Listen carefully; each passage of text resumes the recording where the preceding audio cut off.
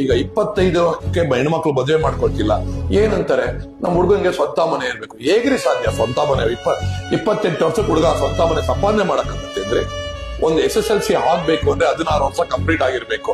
PUC ಅಂದ್ರೆ 18 ವರ್ಷ complete ಆಗ್ಬೇಕು. ಡಿಗ್ರಿ ಅಥವಾ BE 22 ವರ್ಷ ಕಂಪ್ಲೀಟ್ ಆಗ್ಬೇಕು.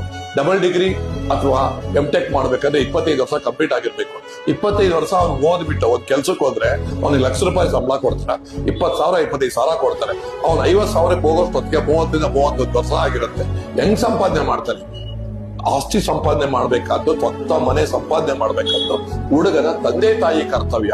ಅವ್ರಿಗೂ ಕರ್ತವ್ಯಗಳಿರುತ್ತೆ. ಆ ಹುಡುಗನ ತಂದೆ ತಾಯಿಗೂ ಅಣ್ಣ ತಮ್ಮ ಅಕ್ಕ ತಂಗಿರು ಇರ್ತಾರೆ, ಅವ್ರಿಗೆಲ್ಲ ಮದುವೆ ಮಾಡ್ಬೇಕಾಗತ್ತೆ. ಅಂದ್ರೆ ಬೆಂಗಳೂರಲ್ಲಿ ನಾವು ಸುಮಾರು 1,70,00,000 ಜನಸಂಖ್ಯೆ ಇದೀವಿ. 1,70,00,000 ಮನೆಗಳಿದೆಯಾ ಇಲ್ಲಿ ಬೆಂಗಳೂರಲ್ಲಿ? ಎಲ್ಲರೂ ಸ್ವಂತ ಮನೆಯಲ್ಲೇ ಇದೀವ? ಯಾರು ಬಾಡಿಗೆ ಮನೆಯಲ್ಲೇ ಇಲ್ವಾ? ಹೌದು, ನಮ್ಮ ತಂದೆ ತಾಯಿ ತಾತ ಅಜ್ಜಿರು ಎಲ್ಲರೂ ಸ್ವಂತ ಮನೆಯಲ್ಲೇ ಇದ್ರ?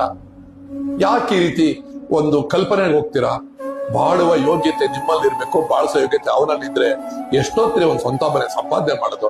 ಇಬ್ಬರು ಸಂಪಾದನೆ ಮಾಡಿದ್ರೆ ಒಬ್ಬರ ಸಂಪಾದನೆಯಲ್ಲಿ ಜೀವನ ಮಾಡ್ಕೊಂಡು ಮತ್ತೊಬ್ಬರ ಸಂಪಾದನೆ ಉಳಿಸ್ಕೊಂಡು ಒಂದ್ ಸೈಟೋ ಮನೆನೋ ಮಾಡ್ಕೋಬಹುದಪ್ಪ.